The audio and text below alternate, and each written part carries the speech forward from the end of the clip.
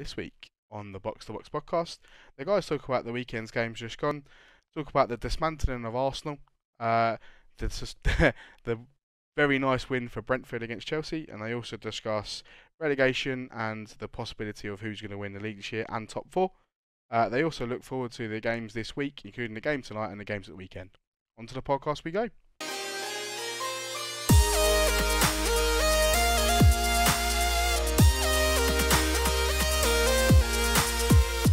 Hello, and welcome to the 18th episode of the Box2Box podcast. If you haven't had a chance to watch last week's, please go back and have a watch of it. It was a very long one, we do understand that, but we had a very long discussion about what's going on with Manchester United in terms of the squad, the new manager, new transfers, everything along the lines of that's going to happen this year for them. We also did like a stay and go list who we thought should stay and who should go. So if you haven't had a chance to listen to it, please go back and listen to it now. On today's pod, I'm joined by Rez. How's it going, mate? You alright? I'm good, thanks, bud. How are you? Yes, I'm not too well, thank you, mate. Not too well? Jesus Christ, mate. It's been one of those days. I think I've spoke to every single man and his dog today. So I'm not too well, thank you. I'm not too... Jesus Christ. I'm well, thank you, mate. I'm good. Let's just put it that way. Alright. Cool. Right, so it was a busy weekend, to be fair, football. Everyone playing. We'll start off with the first game on the Saturday, Liverpool versus Watford. The early kick-off, I believe. Liverpool winning 2-0. Do you want to kick us off with Liverpool? Yeah, I can do. Obviously, important result, especially considering they were kicking off first at the weekend. Obviously, put some pressure on City. Was it the first time they've gone top of the league for a while? It is, yeah. So it was a big opportunity for them, and they looked reasonably comfortable. Watford did cause some issues, certainly more than Burnley caused City.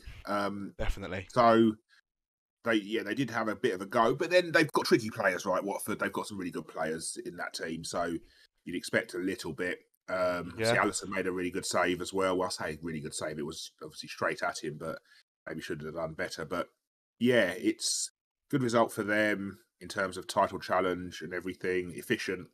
They did what they needed to do.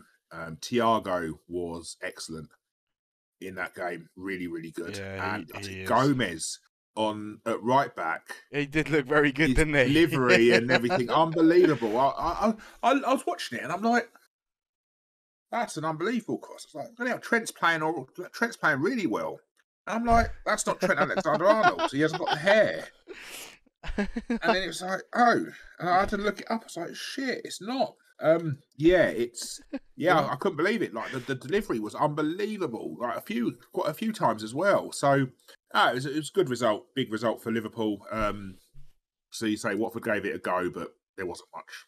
They didn't offer much. A whole lot, no. No, I think maybe if they take that chance at 0-0, I believe it was 0-0, wasn't it? When their player was through on goal and he's hit it straight at Alisson. Was it 1-0? It was either 0-0 or 1-0. Yeah. It would have made it either a draw or Watford winning. Might have changed the concept of the game. Liverpool got a score, maybe, and then in the second half they also had another opportunity to score and didn't. I can't remember. It was their left midfielder.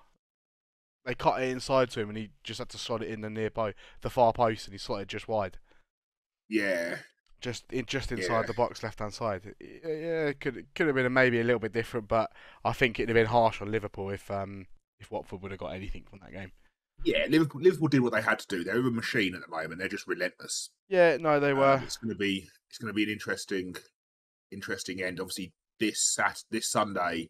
Massive, but we'll get onto that obviously later on. Yeah, we will do later on, yeah. So I don't think there's much else we can add to the Liverpool game, in all honesty, unless you want to add anything more. No. We'll move on to the game that put me to sleep this weekend. Brighton versus Norwich, 0-0. Huh. Do you want to go? Yeah, I mean, typical Brighton, really, wasting a lot. Norwich defended well. They were very resolute in defence. But Neil Maupay is a clown, an absolute joke. I mean, I don't like him anyway. I don't like his attitude. I've not liked him for a long time. Yeah. And I just love seeing him not do well at all and waste chance after chance. The penalty side, hilarious. So yeah, obviously, Watford, Norwich had a couple of chances, nothing major. Brighton will feel hard done by, but that being said, it's just typical Brighton. They've had an unbelievable number of draws so far, 13 draws. It's the joint highest in the league with Palace so far this year. That's now 5 games, at least 5 games without a win.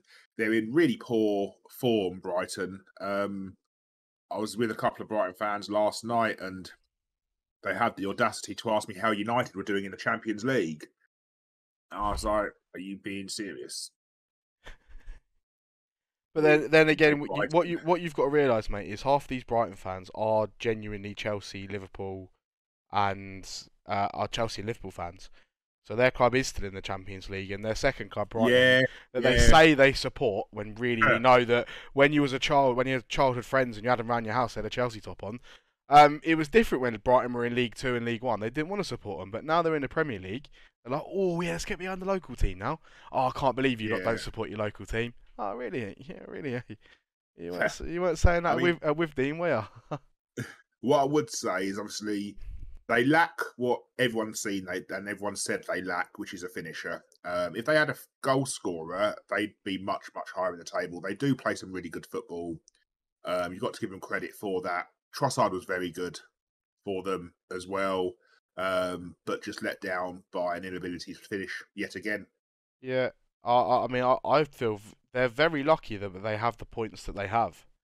If they, I know it's ifs and buts, but if they had 10 points less, I'd genuinely say they're favourites to go down. It'd be between them and Everton. Yeah, well, because they should be incredibly grateful to their early season form. Yeah. Because they looked like a team early doors. Now Brighton fans, one of the Brighton fans was like, "Oh, it's only been since like January they've been poor." No, it's been longer than that. I think it's Sure it dates back to about November. Yeah, that's what I was gonna say. I think it was November. And so up to that point, they looked good. They were scoring goals, they were winning games, and then it's just all fallen apart. Now, obviously, they went on that run where they just drew everything. But in their last 5, they're losing a lot. And yeah, like you say, I think that they've got a buffer, and I think they're incredibly grateful for that buffer, because if they hadn't, then yeah, they'd be right in it and they'd be staring down. Yeah, they'd be staring. I feel really worried for them for next year. Even though it doesn't really bother me that much, to be fair, about Brighton. But if all be it said, I think what's his name's go? The centre midfielder. Name's just got off my head now. Basuma, that's it. He's going this year. He doesn't look like he wants to be there. He's going. I've got a feeling Lamptey could be on his way out as well. Which is their two best players by a country mile. Yeah. And I think then if they lose those two, good players. They have got. I mean, Trossard. I think Trossard's a very good player as well. Inconsistent, but he's good. But I think they'll keep the core of the team generally. I think obviously, Basuma will go. Lamptey. They'll try and hold on to Lamptey for what it's worth. They will really try, but if say a Newcastle come in, I think Bayern Munich are going to come in for him. Oh, are they? That's what it looked like. The rumour? Yeah, that was the rumour. Bayern Munich were coming in for him. So I think if Bayern Munich come in for him, you don't turn that down. You don't turn Bayern Munich down to stay at Brighton, really, do you? No, not at all. So basically, that's what I was hearing. But if them two go, and the fact that they're going to have to sign a striker anyway because they need to, otherwise they're in. Well, you think about it. Without the start of the season they've had, it'd be relegation right now. Yeah, 100%. So that they're not necessarily going to have that start to the season every year. So they're going to need a striker to make sure they can stay up. They're going to need to replace Basuma, which you're not going to be able to replace. You're going to have to basically throw some dice and hope that they can sign some 18 to 21-year-old kid, either on loan from somewhere or from a different league that can come in and do the majority of what Basuma can do. Right. And same with Lamptey as well. And I just think that's too much of a tall order. So it could be a good night Vienna for Brighton next year, which is sad to see, as they've got a stadium and they've actually done quite well for themselves, but could be quite worrying for him if next year. Yeah. Well, we'll see what happens. The summer's massive. Yeah. Right, for them it is huge. So it'd be interesting to see what they do. But yeah, other than that, obviously Norwich had gone anyway. We knew that. But they put up a little bit of a fight. They had a couple of chances second half, but yeah, Yeah. so they didn't really offer much. And Brighton, it was an easy draw for Brighton, and if they had won, you couldn't have argued against it at all. No. No. Right, so we'll move on from the Brighton game. We'll move to the Burnley-Man City game. Obviously, Man City taking it 2-0. This was just the perfect performance of champions, really, is what, in my eyes, what it was. Obviously, it was the 3 o'clock kickoff, so I didn't get to watch the full game. But watching the highlights back on Sky Sports and on BBC, I'd literally just like, Man City did what they needed to do. And played some very nice football doing it, in all honesty. So, yeah. I mean, it was efficient. The De Bruyne goal early would have settled nerves. I think had this game got to half time at 0-0, there would have been a lot of nervousness. But they scored inside what, the first 10 minutes, whatever it was. Yeah, something like that. It was very quickly. And I think that would have settled all the nerves. And any nerves at that point would have gone and just completely disappeared. And it allowed them to just kind of relax a little bit, get into a rhythm with their football. And they made it look easy in the end. Yeah, no, they did very, very well. And then obviously both of them played last night, Liverpool and Man City in the Champions League last night. Man, I didn't. Yeah. I watched parts of the Man City game, and then I was sort of playing FIFA myself, so I didn't really get to see the rest of it. Did you watch the game? No, I was playing football. Oh, fair enough. Yeah, no, I didn't. I don't get to comment on it. From what I saw of it, it was a very Man City were trying to attack, and Atletico were just sitting off him and trying to hit him on a break. Was what I got. I have seen that on Facebook today. The 5-5-0 formation from Atletico. Pathetic. Yeah, that's pathetic. Listen, that's what it is. That's what Diego Simeone, and it's always been that way. It's very pragmatic. I call it pragmatic. I'm going to benefit the doubt. I call it pragmatic football, but it's just defensive. And yeah, obviously, the problem they have now is had they got a 0-0 out of that, then you think, okay, yeah. But I think the fact that City did score means that actually, I think that ties over now because they're going to have to score, and it's going to open up a little bit, and I think City will just turn them over. Yeah, I think Pep knows how to play Atletico. He's normally been very good against them. Yeah, had enough experience and so I think that ties over as well. Anyway, we'll go back to the Premier League fixtures of the weekend. We'll go to the one that genuinely shocked me quite a lot. Obviously Chelsea Brentford, and Brentford winning 4-1. Do you want to go? Try and dissect this game? Yeah. I think that Chelsea, it's hard to know exactly what happened. I think that Tony and was it Mwebe? Remo, that's it, caused the Chelsea defence loads of issues, non-stop issues. And Eriksen was unbelievable. Oh, he was class in this game. He was absolutely so good, incredible. Yeah. You just got to give credit where credit's due. They were just very, very good, very efficient. Brentford. Obviously, no one expected it. No, there's no way anyone expected that result. Chelsea don't concede many goals, so to concede 4 against a team like Brentford is huge. I don't know why. I think, again, it's one of those where it's the next game that counts, right? You see how they react, how they respond.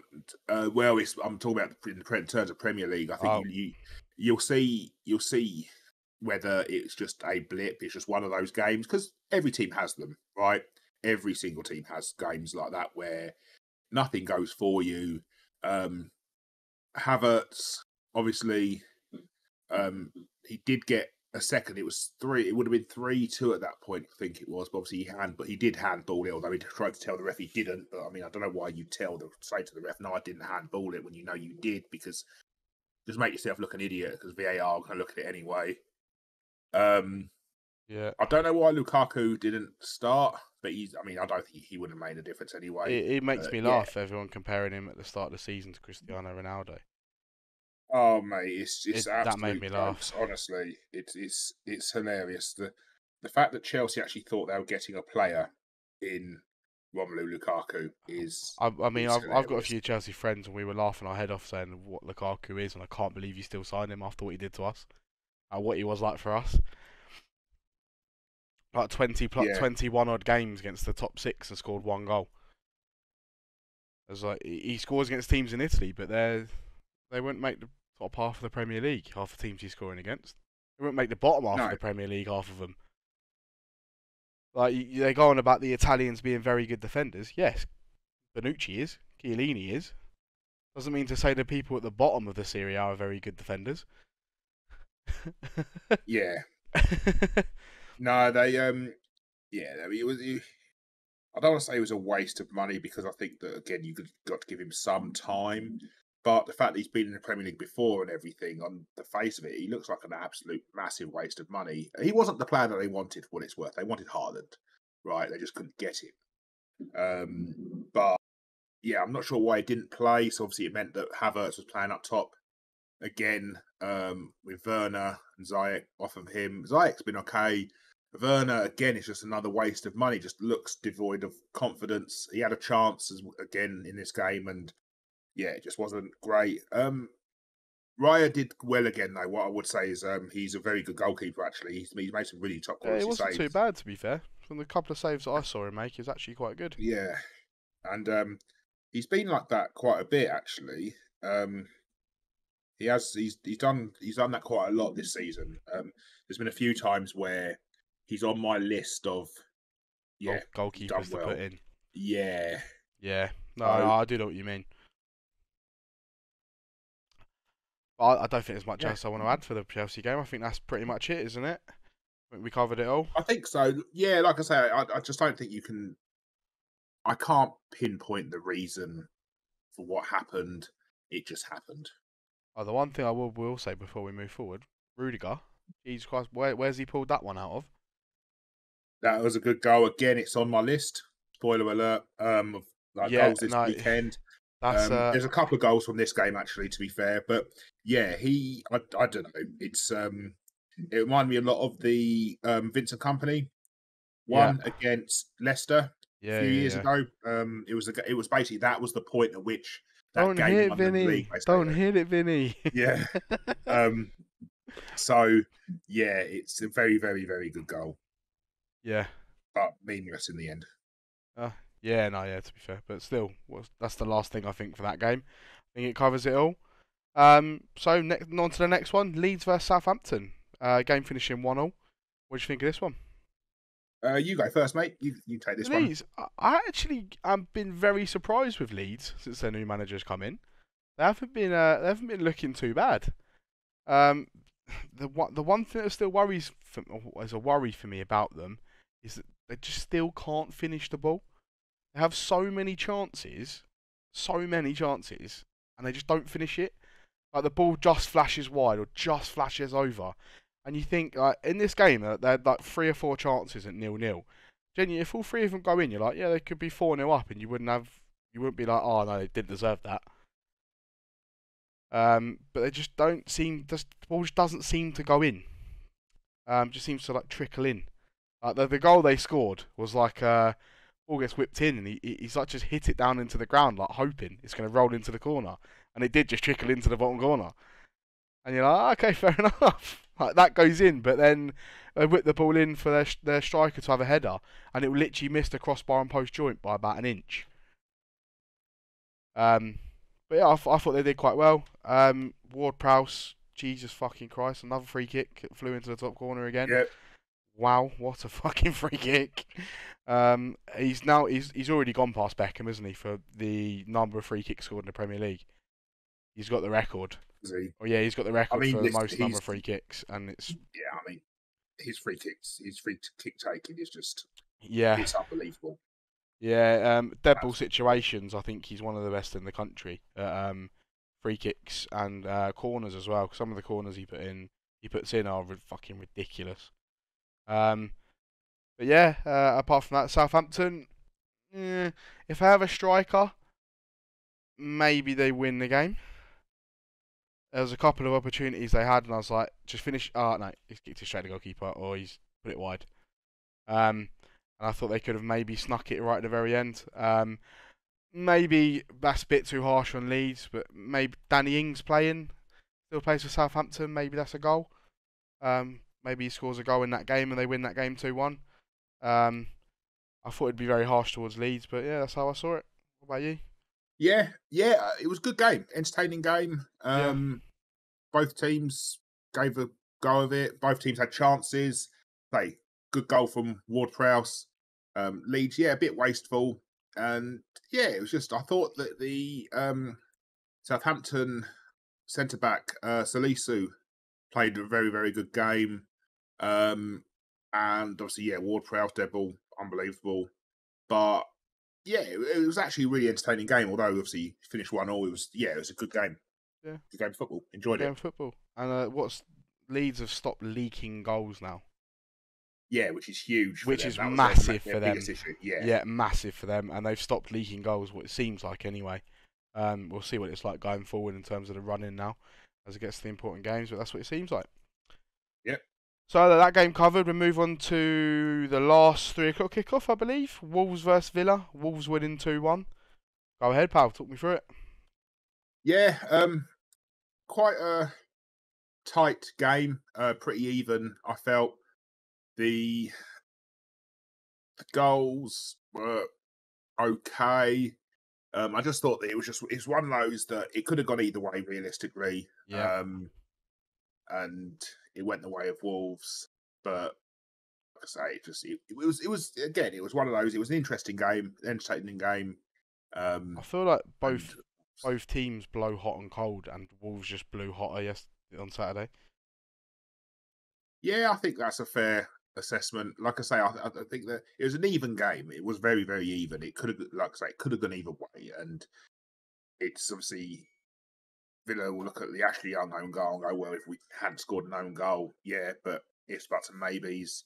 I think if Villa had won, you'd be like, okay, well, Villa won, Wolves win. Okay, well, Wolves won. It was one of those games. To say literally, it's a 50-50 and Wolves came out on top. And Wolves came out on top. Yeah, I think that does everything really. That game, I haven't got anything. I the Wolves penalty, the Villa penalty. I want to discuss that one before we go forward. What's your view on that? Don't know if did you remember the incident, how they got it? Where No. it was like Ollie Watkins, I believe it was Ollie Watkins, like tapped the ball past the goalkeeper, and the goalkeeper was standing there. Watkins Oh, ran into the yes. goalkeeper, went down, and they gave it as a penalty. Yeah. It's look, it's a is it a foul? It's difficult because Watkins is not in control of the ball, right? The likelihood of him getting around the goalkeeper and finishing and that getting ball onto the end of that ball, yeah. But then on the flip side, I guess the argument would be, well, he doesn't have to take that heavy touch that he played, try and knock it past the keeper if the keeper's not there. But then the keeper has to go for it. But the thing, what I didn't understand is to me, the goalkeeper doesn't actually move towards him, yet Ollie Watkins moves towards the goalkeeper. Then how can you? It's like he's ran over his leg and blamed the goalkeeper for it, and says a pen. That's the way I was looking at it. I was looking at it and I was going, how can you call a pen for something when the strikers run into the goalkeeper and you're blaming the goalkeeper? Surely that's the striker, no? Or is that just my thinking like that? That's the way I saw it. The thing is, the keeper doesn't necessarily. I don't think the keeper necessarily has to go toward the player for it to be a foul necessarily. I think that obviously Watkins has gone to knock it past him to get round him to give himself a goal scoring opportunity, and the keeper's basically denied that by physically being there. So I think when you look at it from that perspective, it probably is a pen. But it's difficult because the keeper didn't actively go out to take out Watkins and everything, but the keeper's gone for the ball. He didn't get the ball, so I think you could I think it'd be harsh to take it away from Villa because I think the ref gave it, didn't he? It wasn't VAR. The ref gave it, Yeah, the ref gave it. and then obviously VAR aren't going to overturn that. VAR ain't overturning anything, are they? Really? They're scared to go against any ref decision. Yeah, a little bit. So yeah, okay. So that covers that game then. We'll move the last one of the Saturday, the testimonial game, which was United versus Leicester, finishing 1-1. Do you want No, not really. You're gonna make me, aren't you? to? Really poor game from two pretty poor teams. United needing De Gea to get them out of trouble. Yeah. United disjointed and all over the place. Leicester would rightly feel hard done by because I think McTominay should have been sent off. And I don't think there's much else to say. I think that on the balance of the game, Leicester deserved to win, in my opinion. United were really, really poor. It's more of this players jogging, not running. Again, I don't know if it's just a bias I got against McTominay, but he seems to do it a lot more than a lot of others. Just kind of watches the game go by. Decent goal by Fred, but yeah, it was a poor game of football, and say Leicester should have won it, in my opinion. Yeah, they'd be kicking themselves after that game. In all honesty, from watching it, they'll be sitting there going, "How the fuck have we not won there? How the fuck have we not won that game?" That's what I'd be saying anyway if I was sitting in that Leicester dressing room and I was Leicester player or staff. Yeah. How have we not won this game of football? We should have easily won this. This is the worst Man United team I've seen in a long time. Yeah, definitely. And it's definitely worse since Fergie left. Even under Moyes, I don't think the team was this bad. Not maybe. Yeah, I think that a lot of people, the fans are starting to turn on the players now because I think that you can see that there's a lack of commitment. I think that people argue there's a lack of direction, but people also have this really odd bias. Roy Keane, no, it was Rooney the other day saying that United should build around Sancho, Rashford, Jesse Lingard, and Scott McTominay, and you're like, you can't be throwing Jesse Lingard in there. The guy's 29 years old, and he's offered nothing other than a good spell at West Ham in his career. United are in a real bad way. The club, from top to bottom, is rotten. Can someone come in and fix that? I don't know. I think that there's a lot of players that need to go. Obviously, we did the stay and go last week, our 2-hour special, but there's a lot that needs to happen for this team to be anywhere near even competing. If United get top 4, it's a travesty, and it's a real poor indictment of the Premier League at the moment and the rest of the teams in the Premier League. Yeah, they should be if ashamed. United do manage to get 4th. If somehow United pull out a 4th place, they do need to sort of look at themselves massively and just go, how the fuck have we managed to do that? Because we do not deserve it. We don't deserve to be anywhere near it. I kind of wish we was like 9th, 10th, so we didn't have any European football whatsoever. So we could literally just focus on the Premier League and maybe the FA Cup. And that was it. But unfortunately, it looks like we're going to be in the Europa League, which means Sunday, Thursday again, which is fucking so annoying. But we are so poor, and whoever it does come in, they've got a massive job on their hands. With owners that genuinely don't give a fuck. So the owners only care about 4th place. If you can get 4th, then they're happy. They don't really care about anything else. They don't want titles. They don't want this. They don't want that. It's 4th place means they can get more money. So that's what they really care about. Yeah. So the whole time that's in place, I feel sorry for whoever's in charge. definitely. All right, let's move away from United. Then we'll move to the first game on the Sunday. West Ham Everton. Go ahead, take this one away, mate. Yeah, West Ham I felt, good value for the win. Richarlison was a bit wasteful for Everton. Now look at that and think if one of those had gone in, then the game's different. But yeah, West Ham were good value for it. Really good goal by Cresswell. Good free kick. Yeah, It's very almost good a free shame kick. because if you're looking at that and thinking, bloody yeah, because I think the Ward Prowse one was better. So you're thinking, oh look, I've just scored an absolute blinder, and yet the day before, Cresswell's gone and done that, and Ward Prowse has gone and done that, and mine's not the best free kick of the weekend. So literally, yeah, West Ham were good, and I think that they needed that in many ways because their form's been very indifferent recently. Yeah, So it's a big win. It does keep them in contention for fourth spot. yeah, It's not out of the realms of possibility, but certainly, obviously, they'll be looking at Europa League, I would imagine, and trying yeah, to get the Europa League spot. yeah. No, I'd have thought that as well. I worry for Everton massively. It sort of got to sort of February, March, and I was like, oh, they'll be fine. Like start of March, that is, like they'll be fine. They'll hit form, and their players will come back, and everything will be fine. Now, just getting to the point where you're just like, are they? Are they going to be fine? Yeah, And I do think they will be. What it's worth, they've still got 2 games left in hand. Although Burnley do too, for what it's worth. But yeah, I do kind of feel that I think they'll still be safe somehow, but it's not by any kind of no, what worries me for them is Leeds are starting to look good again.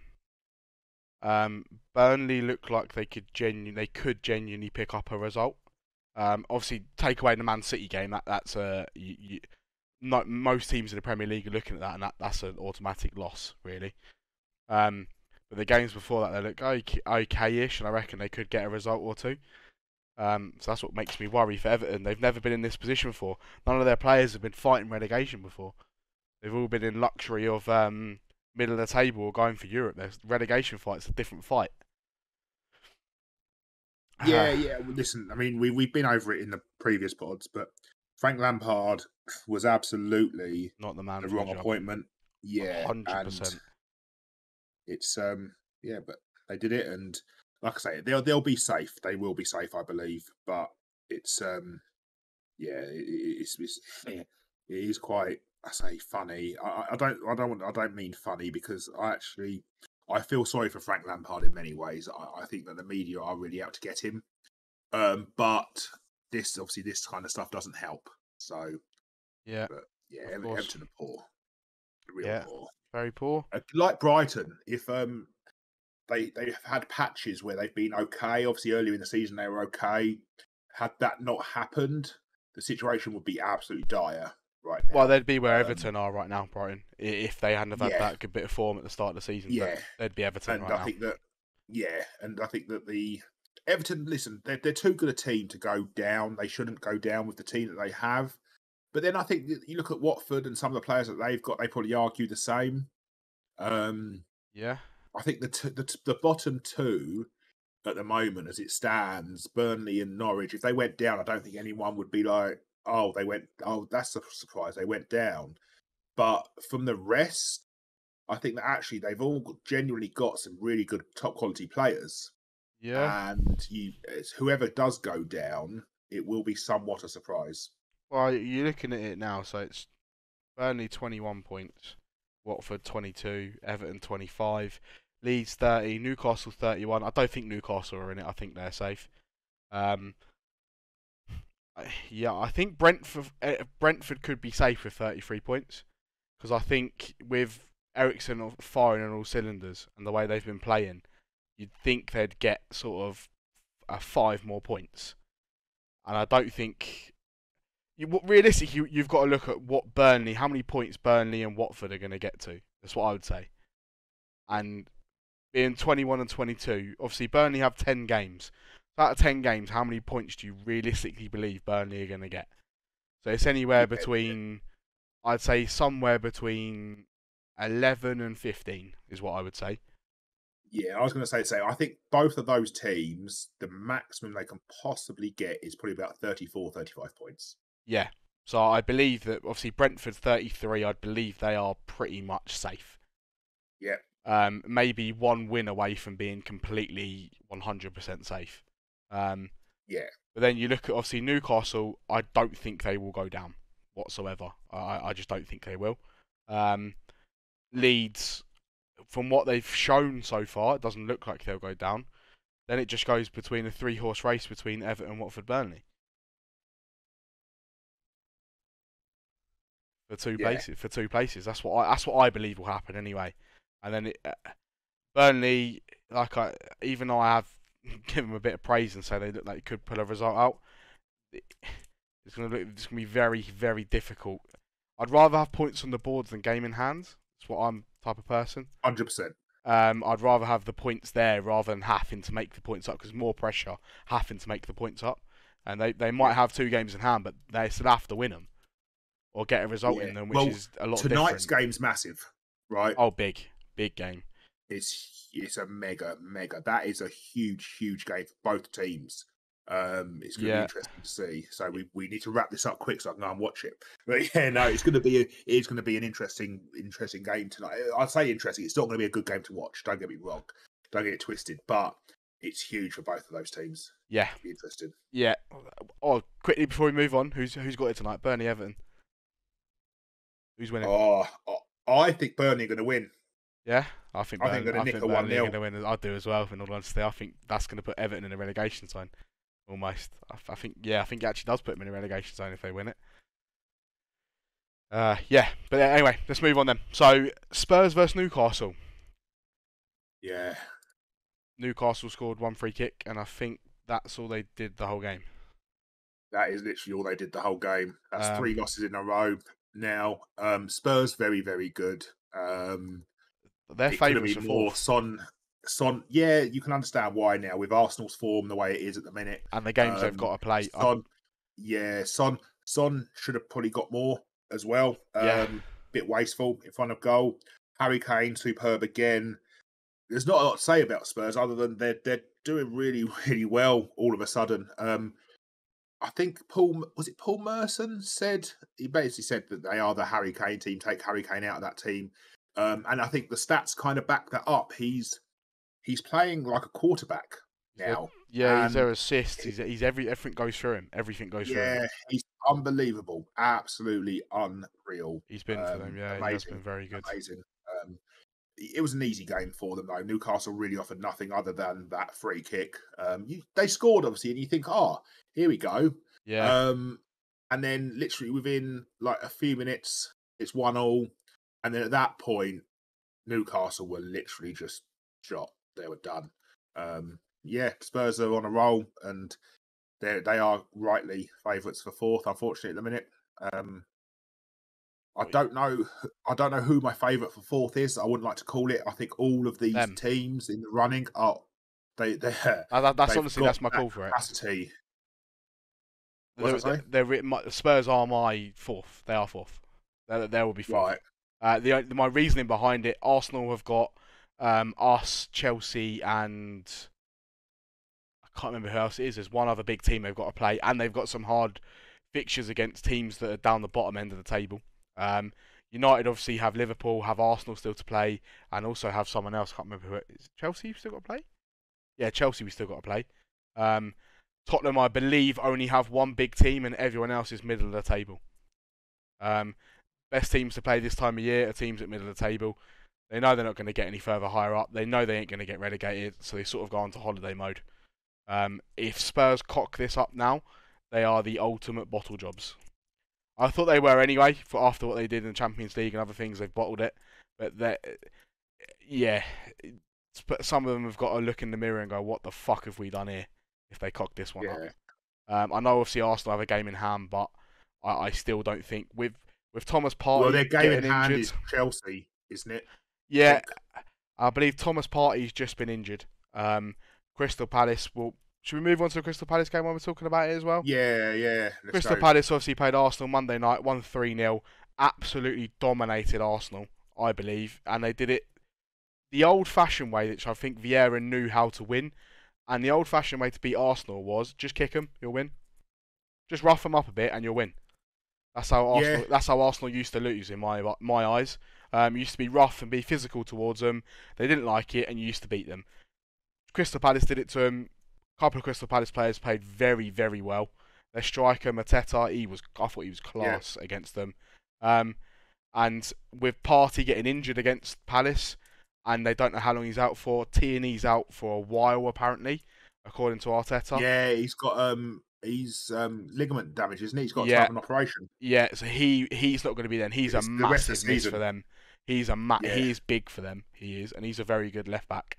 So I believe that Arsenal were my favourites, even though they had the run in the games because of how well they were playing. And I think losing Partey, and the Partey looked a muscle injury, not just a little knock or something. It looked like a muscle problem. Whereas, obviously, if it's just a little knock, you're like, I'd probably be out for one game and he'll be back the game after. But he's a massive part of their team. So is Tierney. And then the rest of the youngsters, and obviously youngsters do blow hot and cold. Yeah. Arsenal's form recently has been poor. Palace were very good. Like you say, they knew exactly what they needed to do. They knew what needed to be done. Gallagher's been superb all season. What a player he's been. I'm looking forward to what happens at Chelsea in the summer. Yeah, because I am as well. I don't think Chelsea don't need him, and I don't. They probably want him based on his form for Palace, but they don't need him, and I don't know where he fits in their team. It'll be interesting to see what they do, how they approach that in the summer, because obviously he now knows that he can play first-team football in the Premier League and mix it with some of the very best. Yeah. It'd also be interesting to see. Yeah, I was going to say, it'd be interesting to see what he does. What is he going to do? Is he going to sit the bench at Chelsea, or is he going to go for first-team football? It's like, is he going to do a Jadon Sancho and just go and get Premier League, just go and get first-team football somewhere else? Because he knows he's good enough to do it. He's been doing it. He's doing it at Palace. Yes, he has gone missing for the odd couple of games here and there, but he's a youngster. It's going to happen. Like I just said, youngsters blow hot and cold. They're normally hot for 2 or 3 games, and they will have that one game where they're just not at the races. A key example of that probably would be Elanga at the weekend. Elanga's been very good for United, and at the weekend he just wasn't there against Leicester. Yeah, and that's what Gallagher's like. He's very, very good for 2, 3, 4 games, and then one game he has an off game, which is understandable for a youngster. But like you said, that's a lot on the Palace team as well, to be honest. But you're right. It'll be interesting. But he could fit in somewhere like West Ham or something like that easily. Oh, definitely, yeah. But back to the Arsenal game. Palace looked very good, and I don't want to take anything away from them and say Arsenal looked very bad. I think they did the game plan to the 100% of what their homework was, and pulled up a very nice win. Yeah, definitely. Right, if that's everything for the Arsenal game, we've covered the weekend. I think so. Yeah. So we move on to, what do you want to do? Goal of the week first or team of the week first? Should we do goal? Let's do goal. Oh, yeah. There's a couple that I've got on here. That I've got my list. Yeah, I've got 4 on my list. Yeah, I've got obviously Ward-Prowse and Cresswell. They were both obviously 2 free kicks. I had Rudiger's strike. Yep. I don't know the player's name. I couldn't get him. The Brentford goal, I don't know whether it was the second or the third, where he dinked the goalkeeper. No way, mate. The 4, is that your 4 that you've got on your list? Yeah. Exactly the same 4. That's what I had. That's my 4 on the list. And I said, exactly the same. My 4. My fifth one was, if possibility, Kevin De Bruyne's, just because of the play that Man City did leading up to the goal. Was beautiful, of Rodri knocking it out wide, Sterling bringing it down, giving it to De Bruyne, and him rifling it into the top left-hand corner was beautiful in terms of football-wise. But the goals, the 4 that I've said, were wow. And if I had to pick it, it'd probably be Brentford's the Brentford guy's second, whoever's Brentford's second goal. It was third. It was Jan out. That's it. His third goal. That goal was beautiful. Yeah, it was really well worked and an unbelievable, really, really solid finish against someone who is a very, very good keeper. Probably the guy who's been the best goalkeeper in the league this year. Yeah. Obviously, I mean, Arsenal might argue Ramsdale, but I think that Mendy, on a whole, has probably been the best goalkeeper in the league. And yeah, that finish was filth, and the build-up was unbelievable. Yeah. I mean, I've gone Ward-Prowse. I love a free kick, top corner. I just love it. But yeah, Janelt is, say, the four I had: Rudiger, Janelt, Ward-Prowse, and Cresswell. Yeah. And I went for Ward-Prowse, but I can completely appreciate and I respect the fact that you've gone for. No, I can understand why you said Ward-Prowse. It was a fantastic, well worked goal with a really beautiful finish. No, it was a nice week for 4 or 5 very, very good goals to appreciate. Yeah. Especially when it's not against United, so I can appreciate him even more. You're a neutral, so you're like, oh, that was a good goal. When it's a wonder strike against United, you're a bit like, oh shit, what a fucking goal. But you're like, oh my god, it's against United, for fuck's sake. Yeah. But anyway, yeah. So that does our goal of the weekend. We'll move on to team of the week. 4-3-3, yeah? Yep, I've gone 4-3-3. Right, my goalkeeper, I put Alisson for Liverpool. I had a struggle at goalkeeper this week. Alisson for Liverpool. Very hard, obviously. I put Nick Pope as a special mention because he pulled off some very, very good saves in that game, but I can't put a goalkeeper in that lost 2-0. Right. What have you got? De Gea. Big Dav. Yeah. I put Raya as well. Brentford goalkeeper. For Brentford, yeah, he made a couple of good saves, but De Gea kept you like. Listen, United lose that game without De Gea in goal. That save from that header. I've gone for De Gea because the only thing I'd say, like, with Alisson, the only save I really remember him having to make was the save that kind of like it was coming from his right hand side and it's gone straight at him. Basically, obviously he come out quickly and he did make the goal smaller. He made the target smaller, but that was the only real big save that he made. And the De Gea save was superb. So I'm going to go De Gea. Fair enough. I'll let you go first on the back four, right to left. Yeah. So Gomez. Yep. Anderson from Palace. Yep. Van Dijk and Robertson. Fair enough. I've gone Gomez, Janssen for Brentford, Anderson and Cresswell. Okay. Midfield 3. Do you want me to go first? Go on, you go first. You go first, mate. Yeah, I did defence first, so you go first, bud. KDB, Kevin De Bruyne, Christian Eriksen, Conor Gallagher. Okay. So I had Gallagher, but I couldn't. Sorry, I had De Bruyne, but I couldn't not put a Palace player in after dismantling Arsenal that way, so I had to put Gallagher in. Yeah. I actually had De Bruyne because his goal set City on the way for what was a massive win, considering, obviously, we discussed it earlier in the pod. But I've gone Gallagher, Thiago, and Eriksen. Okay, yeah, fair enough. Thiago did have a very good game for Liverpool, so I can understand why. Go on in front three, pal. Go on, let you go. So, Abermo, is it Abermo for Brentford? Yeah. He caused loads of issues for the Chelsea defence. Kane and Son. I've got Mateta, Son, and the guy you just said. I'm not going to butcher his name. I'm not going to be harsh to the poor guy. That's my front three. Son played very well. Mateta, I was very impressed with against Arsenal. Just watching the full game, I thought he did very well against their back two. Ben White and Gabriel couldn't get near him for the whole 90 minutes, and he turned them every single time he needed to turn them. His face was an absolute picture that made me cry with laughter when he saw the ball coming back across for Palace's first goal. Like it all thought all his Christmases had come at once when he gets an easy tap in from a yard. That's my front three. Nice. Right, Sam. So that does this. The weekend just gone. Let's get the weekend coming up. So we've done tonight already. So both 1-0 Burnley. Both 1-0 Burnley. The next game is Friday night, I believe, which is Newcastle versus Wolves. Yeah. I'm going to go 1-0 Wolves. 1-0 Wolves. Fair enough. I went 2-0 Newcastle. Okay. I think Wolves blow hot and Interesting. cold, and they got a win at the weekend, and they were okay. So I think they're going to blow Fair cold enough. this week. Everton United. Yeah, it's a great game for United. 2-0. 2-0. Okay.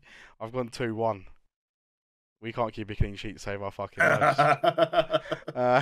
Arsenal versus Brighton. Yeah, this is 1-0 Arsenal. I've gone 3-0 Arsenal. Southampton Chelsea. 2-0 Chelsea. I've gone 2-1 Chelsea. Watford versus Leeds. 1-0. 1-0. I'm saying 1-0 Leeds. Villa versus Spurs. I am going to go 1-0. 1-0. Fair enough. Maybe it's more in hope than anything else, but I literally I was thinking of this game myself. I was like, please Villa, just get a 1-0. Just get a 1-0, little 1-0. But I think Spurs are going to win 2-1. I think Spurs are going to go 2-0 up actually, and then Villa are going to get one back for a consolation. So that does the Saturday games. Move on to the Sundays. You've got Brentford West Ham, the first one. Good game, but I think West Ham will nick this. I think 2-1 West Ham. I think this is going to be a good game of football. I've gone 2-1 Brentford. It is Europa League this week. I am right in thinking that. Yeah, I believe so. And I believe the next leg is next week. So I think that West Ham in the middle, I don't think they're going to be as good because they're going to be thinking about Europa League rather than Premier League. Yeah, it makes a lot of sense. Leicester Palace is the next game on a Sunday. Yeah, 2-1 Palace. 2-1 Palace. Fair enough. I've gone 2-0 Leicester. It strikes. I just don't think Palace are going to play as well as they did against Arsenal against Leicester. I think Vieira just knows the game plan to beat Arsenal. Oh yeah, I agree. I don't think they can. They won't do that again. But I think they'll just have too much for Leicester. Leicester were really poor against United. Fair enough. Right. So that does that one then. So second to last, Norwich versus Burnley. Yeah, big game for Burnley again. There's two big games, and actually I fancy them for another 1-0. 1-0. I've gone 1-0 in this one. I just think Norwich are going to spoil the party. And then we've got the big one of the weekend, the one that sets up the Premier League season, and probably the winner of this game probably goes on to win the Premier League, in my eyes. Yeah. Or if City draw, I think they go on and win it as well. So City versus Liverpool. Yeah. I'll go first. I've got 2-0 Liverpool, I think. Okay. I just feel like this is going to be a very bad season for United, and I think it's going to end with Liverpool winning either a treble or something like that. Which is very sad to think, but yeah. What do you think? 3-1 City. 3-1 City. Fair enough. Come on, the City. Fucking horrendous, isn't it? That's what we've got. City. That's what we've come to. Jesus, please, City. Come on, City. Come on. The thing is, because City could win a treble and I still wouldn't give a shit. But if Liverpool win a treble, I'll be fucking fuming. I'll be devastated. I don't care about City. Honestly, I still don't care about City. Because they've got 5 fans and that's it. Whereas Liverpool, they are a big club and they are,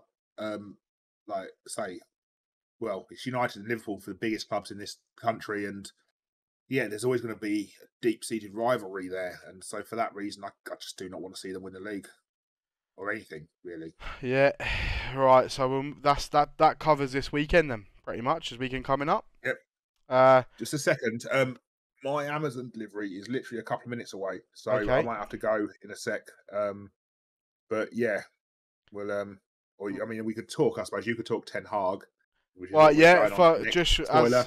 As the back to the spoiler, rain on my parade or what? Sources, if anyone wants to know and listens to the podcast, sources have come out today, literally as we're doing this pod, to be fair, that Ten Hag has been appointed the next Manchester United manager going forward.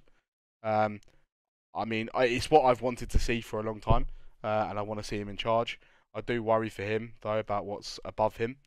Um, he's got to do a lot to turn this around. I hope he does do it, and I'll give him the best, give him all my support.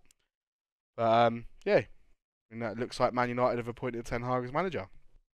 Yeah, yeah. I think he was probably the best option, really. I would have liked to see Luis Enrique. I thought he was very good. He is very good. But there was no way he was leaving the Spanish national side before the World Not a Cup chance. Not a because chance. they've got lots of winning out. They've got a good young team. They did well Yes, in the they have. Euros. They're quite unlucky. So I think they'll be looking at that and thinking actually the tournament's quite open. Yeah, I think he'll be looking at that So guy, and I don't want to leave when I could yeah. genuinely win the World Cup here. But so after that, I think he's a good appointment. I think that Ranić going up will help him what it's worth. Yeah. Kind of put a barrier between him and those above, though Ranić. Yeah. So I think that he'll get hopefully the help and support that he needs. Yep. Because of the Ranić presence. And I think Hopefully that so. it could signal some good things. The rumours I read this afternoon were though that the United board weren't overly impressed by Ten Hag simply because he said it was a 5-year project. Oh, that's the doorbell. I'll be back in a sec. You talk. Okay. Yeah. Well, I mean, I get what you're saying. Anyone listening to the pods, I'm an admirer of Ten Hag. I've loved him at Ajax. He's built 2 teams at Ajax, which I've loved. Their football going up to the 2019 Champions League semi-finals against Tottenham was very unlucky not to make it. They built a very, very good young team there that plays very good football, very attacking football, which I'd love to see at United. Basically, the sense. The sources are coming from people that we know that have told us stuff in the past, and it's happened. The one source that told me that Ronaldo was signing before all the hype came into effect, and look what happened there. So I think that does everything towards Man United. I think Ten Hag being the next manager is a great appointment. I'm back. Yeah. So even though it is a 5-year job, in all honesty, if you look at it, it's not a quick fix. And if they genuinely think it's a quick fix, then they're living in fucking cuckoo land. Ten Hag, not Ten Hag, Ranić came out and said United's problem are they sign players that are not what they want. They just sign players because of their name or their ability, what they think is going to be good, but it doesn't fit with the team that way.